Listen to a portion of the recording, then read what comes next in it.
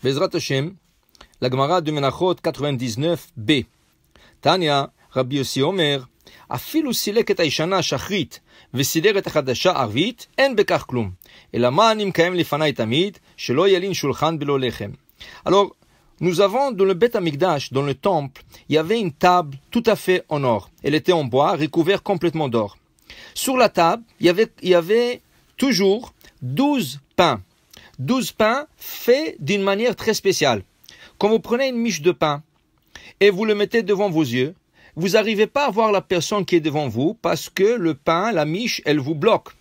Le pain qui a été cuit pour le Beth Amikdash était dans une forme de la lettre U. Alors ça veut dire il y avait une base avec deux côtés soulevés à gauche et à droite.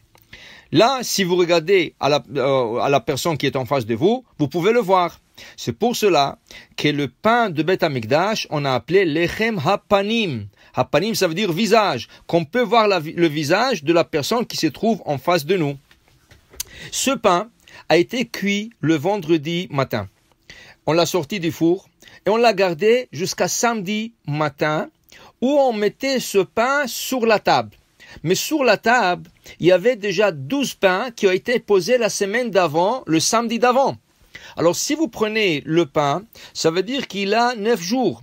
Il est préparé le vendredi et il est posé le samedi et il reste jusqu'à samedi prochain. De samedi à samedi, c'est 8 jours, plus le vendredi, c'est 9 jours. C'est pour ça que dans Parashat Acharé, Parashat Emor, il y a un blasphémeur. Ish Israéli, un homme israélite, qui a blasphémé Hachem et il lui a dit, si vous êtes un roi, comment ça se fait que vous mangez du pain vieux? Un roi mange du frais. Un roi, on lui fait du pain chaque jour. Et là, ce pain-là, il est de 9 jours. Mais la Mishnah nous enseigne dans le Maxime de Père qu'il y avait 10 miracles quotidiens qui se passaient au temple. Et un de 10, c'était que le pain, lechem hapanim, restait chaud pendant 9 jours. Il y avait encore de la fumée qui montait du pain toute la semaine. Et on pouvait voir comment il restait chaud, frais, toute une semaine. C'était un miracle. Il n'était pas conservé, il n'était pas dans le four, il restait chaud. Et quand les gens faisaient le pèlerinage pendant les 3 fêtes, Pesach, Shavuot et Sukkot, le Kohanim levait la table pour que les gens dehors puissent voir le 12 pains sur la table qui sont encore chauds. C'était un miracle. Alors voilà, la Torah nous dit, Lechem lefanai tamid. Le pain devrait être toujours devant moi. Quand on dit tamid, c'est toujours.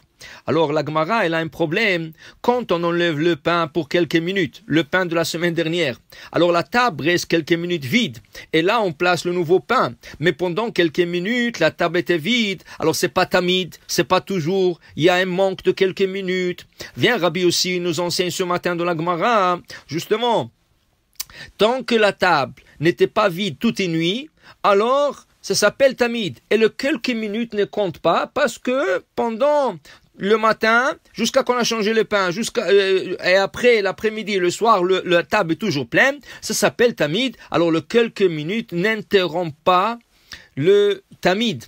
Alors la Gemara vient Rabbi Amé et il dit alors dans ce cas, j'apprends du Rabbi ici notre halakha. La Torah nous dit dans le livre de Yoshua, Lo yamush sefer Torah zemipicha ve'agita bo yomam valayla. Tu ne peux pas arrêter de réciter la Torah jour et nuit. Alors, comment est-ce que c'est possible jour et nuit? Deux fois on mange, on ne parle pas de Torah. Deux fois, on doit aller à la salle de bain, on ne pense pas à la Torah. Deux fois, quelqu'un nous parle de choses banales, on ne parle pas de Torah. Alors, où est Tamid? Ve'agita bo yomam valayla. Tu réciteras la Torah jour et nuit. Mais il y a des interruptions. Mais justement, dit Rabbi Ami, selon Rabbi aussi, tant qu'on a le matin plein de Torah et le soir plein de Torah, même s'il y a des petites interruptions pendant la journée, ça s'appelle toujours. Vient Rabbi Yochanan, au nom de Rabbi Shimon bar Yochai.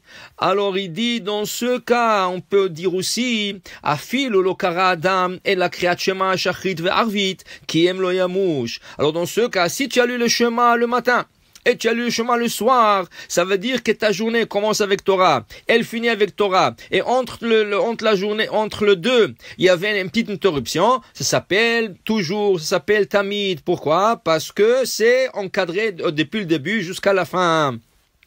Mais Rabbi Yochanan nous dit, ça, c'est une chose que tu ne devrais pas dire devant un ignorant. Pourquoi? Alors, dans ce cas, il ne va jamais étudier.